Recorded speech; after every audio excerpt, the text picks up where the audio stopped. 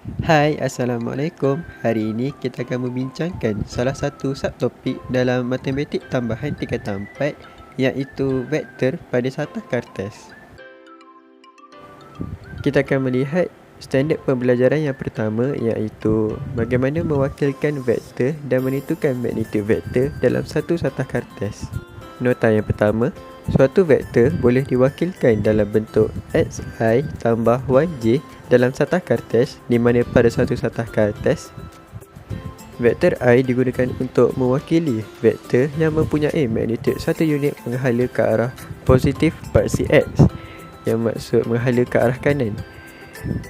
Pada masa yang sama, vektor j digunakan untuk mewakili vektor yang mempunyai magnitud 1 unit menghala ke arah positif paksi y, iaitu menghala ke atas. Kita lihat contoh di bawah. Vektor i dan vektor j juga dikenali sebagai vektor unit masing-masing dalam arah mengufuk dan arah mencancang.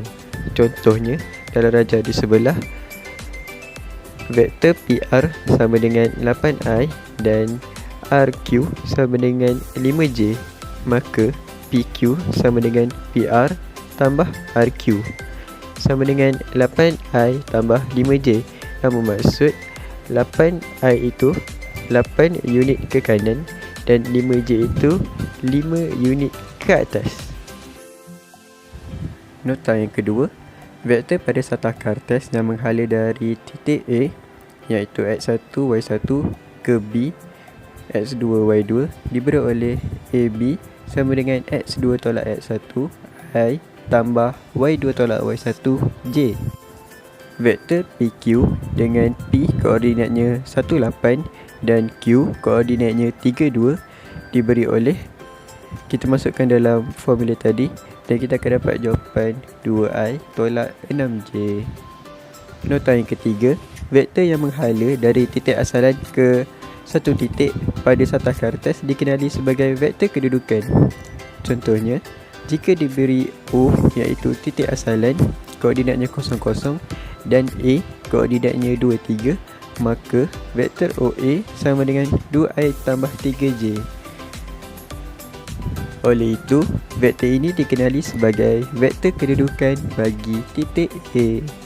Nota yang keempat, suatu vektor juga boleh diwakili dalam bentuk vektor laju x, y dalam satah kertas di mana xi tambah yj sama dengan x di bahagian atas dan y di bahagian bawah. Kita lihat contoh di sebelah.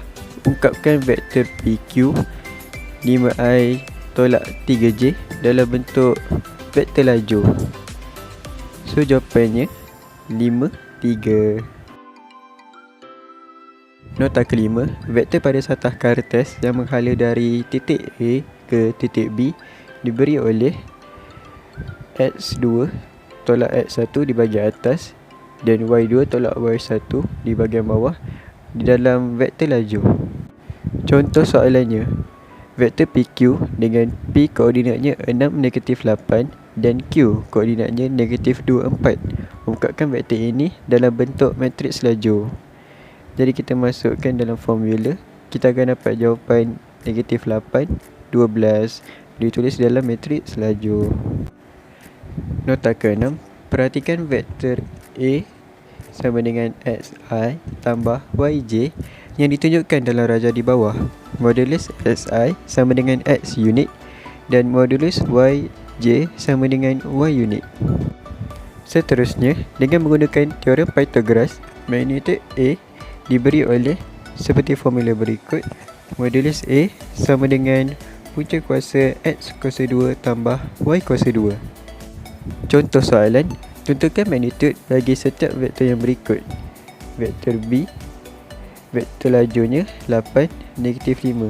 Kita masukkan dalam formula teorem Pythagoras, kita akan dapat sama dengan punca kuasa 89 unit. Kita pergi ke standard pembelajaran yang kedua, iaitu memberi hal dan menentukan vektor unit dalam arah suatu vektor. Dalam rajah di bawah, vektor AB adalah dalam arah yang sama dengan vektor A dan mempunyai magnitud 1 unit. Vektor AB dikenali sebagai vektor unit dalam arah A. Yang kedua, vektor unit dalam arah A ditunjukkan dengan A ditulis dengan simbol topi di bahagian atas. Yang ketiga, vektor unit dalam arah R sama dengan xi tambah yj diberi oleh seperti formula berikut. Kita tengok contoh soalan. Soalan yang pertama, tentukan vektor unit dalam arah U sama dengan 5i tolak 9j. Kita tengok penyelesaiannya. Vektor unit dalam arah U, kita masukkan nilai. Seterusnya kita dapat jawapan. Sama juga dengan soalan kedua. Diberi vektor V sama dengan matriks lajur negatif 1, 3. Cari vektor unit dalam arah V. Kita masukkan nombor-nombor dalam formula. Seterusnya kita akan dapat jawapan. Kita lihat standard pembelajaran ketiga, melaksanakan operasi aritmetik ke atas 2 atau lebih vektor. Yang pertama, penambahan 2 atau lebih vektor yang diungkap dalam bentuk xi tambah yj atau matriks lajur x, y, menambah komponen i dan komponen j vektor itu secara berasingan. Yang kedua, seperti dalam penambahan vektor, penolakan dua vektor yang diungkap dalam bentuk xi tambah yj atau bentuk vektor lajur xy dilakukan dengan menolak komponen i dan komponen j vektor itu secara berasingan. Kita tengok contoh soalan. Soalan pertama, diberi A sama dengan 8i tolak 2j dan B sama dengan 8i tambah 6j. Cari A tolak B. Jadi penyelesaiannya, A tolak B sama dengan 8i tolak 2j tolak negatif i tambah 6j. Jadi kita tolakkan perkalian sama, 8i tambah 8i tolak 2j tolak 6j. Jadi kita akan dapat jawapan akhir 9i tolak 8j. Sama juga dengan soalan kedua. Diberi P sama dengan 10 negatif 6 dan Q negatif 73. Cari P tolak Q. Penyelesaiannya, P tolak Q, kita tolakkan perkalian sama, iaitu X di bahagian atas dan Y di bahagian bawah, ataupun I di bahagian atas dan J di bahagian bawah. So 10 tolak negatif 7 dan negatif 6 tolak 3.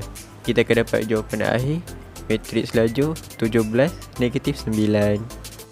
Kita tengok nota ketiga. Apabila satu vektor xi tambah yj didarab dengan satu skalar iaitu m, setiap komponen i dan komponen j didarab dengan skalar itu. Kita boleh tengok seperti formula di bawah. M dalam kurungan xi tambah yj sama dengan m xi tambah myj. Akhir sekali, kita tengok contoh soalan. Diberi vektor A sama dengan negatif 6i tambah 9j. Cari 4a. Penyelesaiannya, 4a sama dengan 4 dalam kurungan negatif 6i tambah 9j sama dengan negatif 24i tambah 36j.